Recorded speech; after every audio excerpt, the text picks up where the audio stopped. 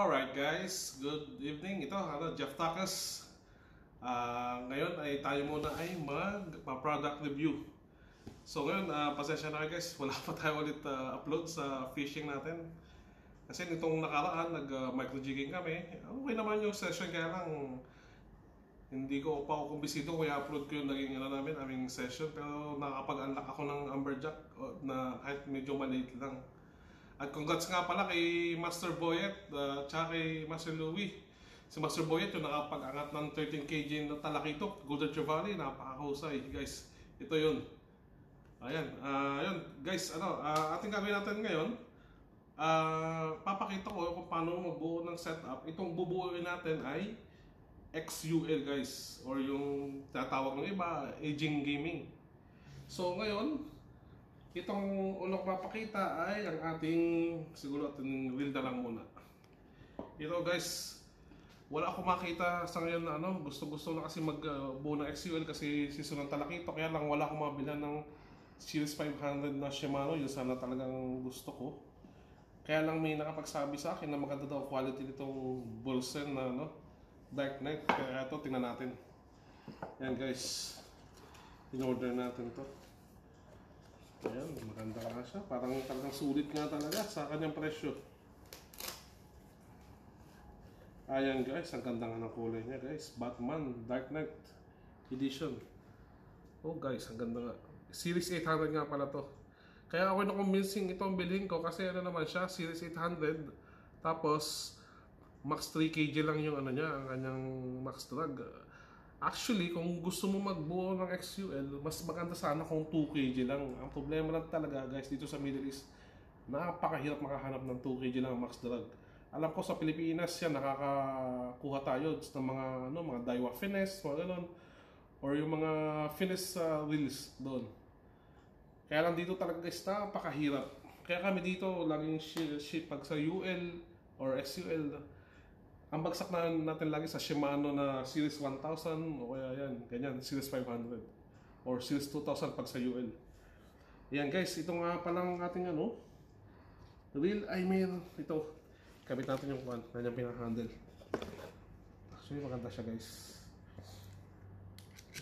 Kumbisido, ma-quality nga. Yun.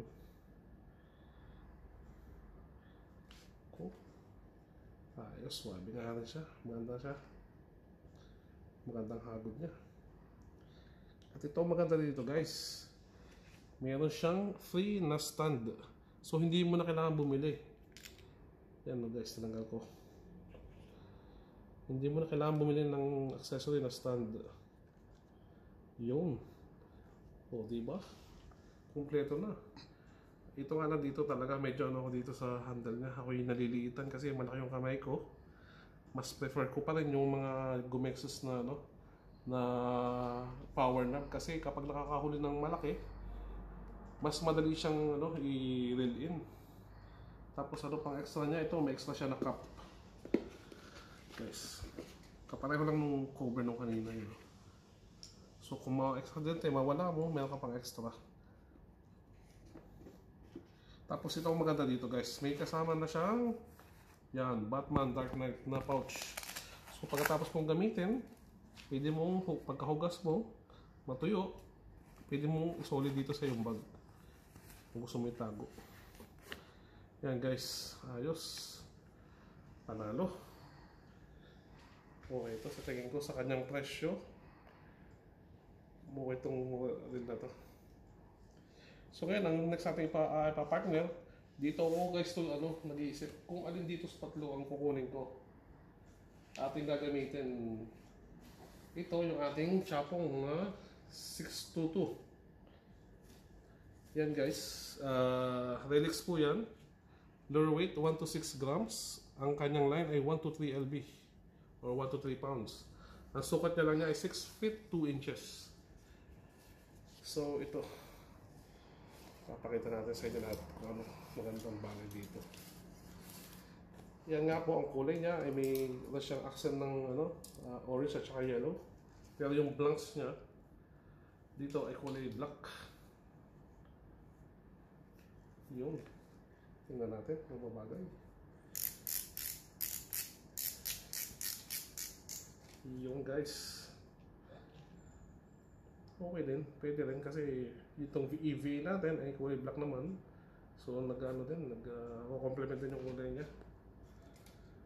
Yan. Mukhang maganda nga to guys. Tsaka ito yung pinakamura sa Relix kung gusto nyo magbuo ng XUL. Try natin lahat para makita nyo. Tapos ito, yung ating C665. Nakalagay dyan UL pero actually ito halos XUL na rin ang category nito kasi ito ay Max. Ano nga bang ito? Yan, guys pala. Pag bumili kayo nitong C6652, dalawang tip na kasama niya agad. Yan guys. So, jackpot. Just in case ma-aksidente, maputol nyo isa. May magagamit nyo ulit yung radyo kasi may extra kayong tip. Ito medyo mas bagay dito guys ang ating rod pala. Dahil halos black na siya talaga ang kulay niya. Yan guys may accent dito ng parang dark orange something.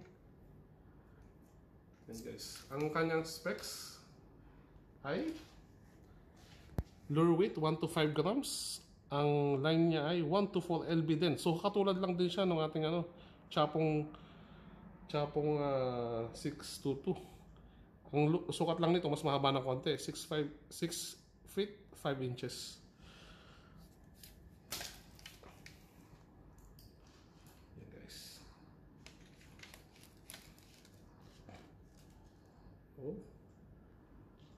Ayos. Okay na rin to, pwede na rin to guys. Medyo tagapagsisik, medyo stiff na konti yung nating tip pero although okay naman yung gamitin guys. Compare lang sa ibang Relix rod. Pero kaganda sa sisik, mas matibay ang blanks na ginagamit sa kanya kaya mas mahal. At saka na rin siya, Fuji guides. Alam ko ito yung Alconite na. O yan guys Ayan Alconite guides siya. Kaya matibay, mas magaan ang guides niya. Mas madulas. Ito guys. Gumagamit na rin ako dati ng Changkek. Pero kung ito ay katulad ng luma na Generation S na ito mas bagay nga siguro ito. Ewan ko lang.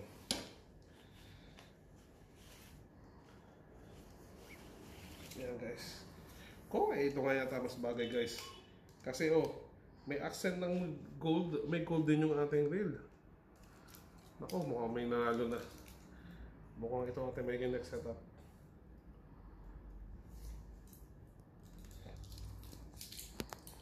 Grabe guys.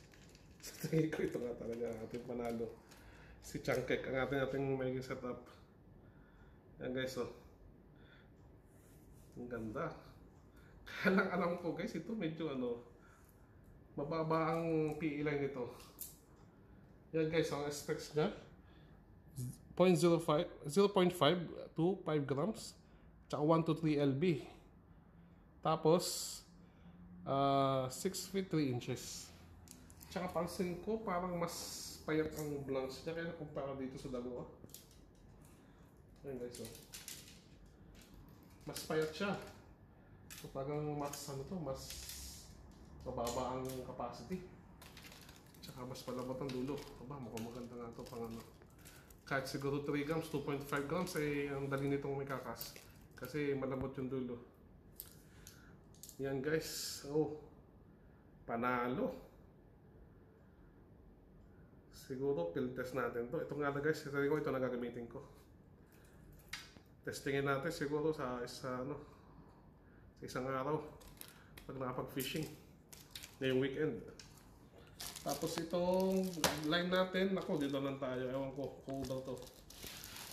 Meron ako ditong line, dalawa ang mapipilian. Eastern Hunter na 4 LB at saka itong Seeking, Relix Seeking times 3 blade lang siya pero 4 LB lang to guys.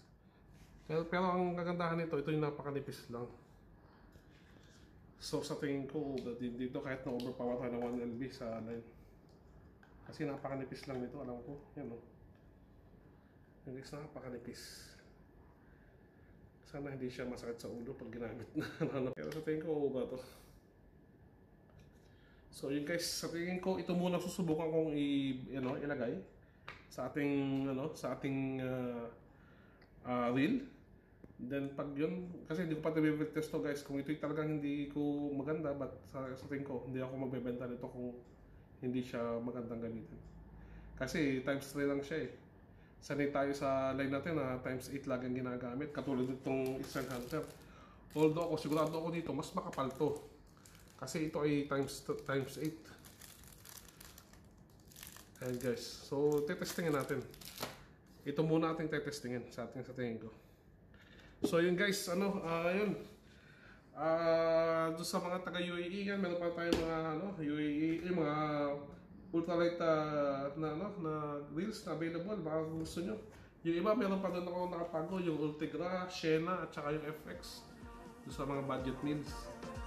Ayun guys, kita-kita sa tayo sa spot.